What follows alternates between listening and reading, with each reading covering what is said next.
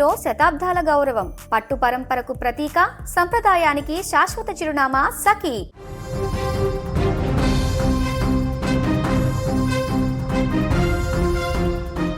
పశ్చిమాసియా ఇప్పుడు అగ్నిగుండాన్ని తలపిస్తుంది. ఇరాన్ అత్యున్నత నేత ఖమేనీ మరణం తర్వాత ఆ దేశం ఆగ్రహం కట్టలు తెంచుకుంది. అమెరికా తన హద్దులు దాటిందని, దీనికి భారీ మూల్యం చెల్లించుకోక తప్పదని ఇరాన్ హెచ్చరించింది.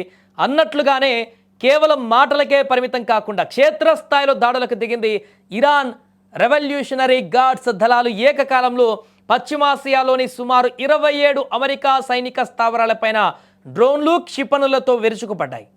దుబాయ్, దోహాలోని యుఎస్ బేసులతో పాటు లెబనాన్లోని అమెరికా ఎంబసీకి కూడా ఇరాన్ లక్ష్యంగా చేసుకుంది.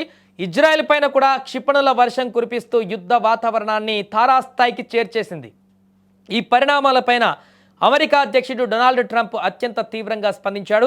ఇరాన్ చేస్తున్న పనులు ఆ దేశానికే ప్రమాదకరమని ఆయన హెచ్చరించారు.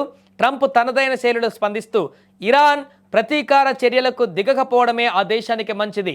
ఒకవేళ ఇరాన్ మా పైన దాడులు కొనసాగిస్తే మేమిచ్చే బదులు గతంలో ఎన్నడూ చూడని విధంగా ఉంటుంది. ఎవరు ఊహించని రీతిలో కనీవిని ఎరగని స్థాయిలో దాడులు చేస్తామని హెచ్చరించాడు. అంటే ఇరాన్ గనక వెనక్కి తగ్గకపోతే అమెరికా నేరుగా ఇరాన్ భూభాగం పైనే విరుచుకుపడే అవకాశం ఉందని ట్రంప్ సంకేతాలు ఇచ్చాడు. ప్రస్తుతం అందినటువంటి సమాచారం ప్రకారం అమెరికా తన రక్షణ వ్యవస్థలను అప్రమత్తం చేసింది. ఇటు ఇరాన్ తన సైనిక సామర్థ్యాన్ని మొత్తం ప్రదర్శిస్తోంది. అమెరికా మిలిటరీ స్థావరాలే లక్ష్యంగా సాగుతున్నటువంటి ఈ దాడులు ఎటు దారి తీస్తాయో అన్న ఆందోళన ప్రపంచవ్యాప్తంగా నెలకొంది. ఇరాన్ దూకుడుకు ట్రంప్ ఏ విధంగా చెక్ పెడతాడు, అమెరికా తదుపరి అడుగేంటి అనేది ఇప్పుడు $1 మిలియన్ ప్రశ్న. ఏది ఏమైనా ఖమేనీ మరణం పశ్చిమాసియాలో ఒక పెద్ద యుద్ధానికి నాంది పలికినట్టుగా కనిపిస్తుంది.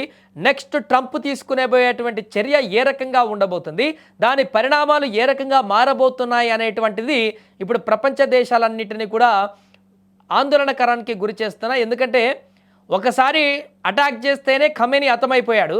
మరలా అమెరికా గనక పూర్తి స్థాయిలో ఇరాన్ చేస్తున్నటువంటి ఈ దాడులకు ప్రతిదాడిగా అమెరికా నేరుగా రంగంలోకి దిగితే ఎలాంటి యుద్ధ వాతావరణ పరిస్థితులు ఏర్పడతాయి, ఎంత నష్టం చేకూరుతుంది, ఇరాన్ ఎంత మేరకు అధాపాతాలంలోకి తొక్కబడుతుంది అనేటువంటిది ఇప్పుడు ఆసక్తికరంగా మారింది. అంతేకాకుండా దాని ద్వారా ఎంత ప్రాణ నష్టం జరిగేటువంటి అవకాశం ఉంది అనేటువంటి ఆందోళన కూడా ఇప్పుడు ప్రపంచవ్యాప్తంగా ఉన్నటువంటి ఐక్యరాజ్య సమితి కానీ మిగతా దేశాల్లో ఉన్నటువంటి శాంతి కాముకులందరినీ కూడా తీవ్ర ఆందోళనకు గురి చేస్తున్నటువంటి పరిస్థితి ఏర్పడింది.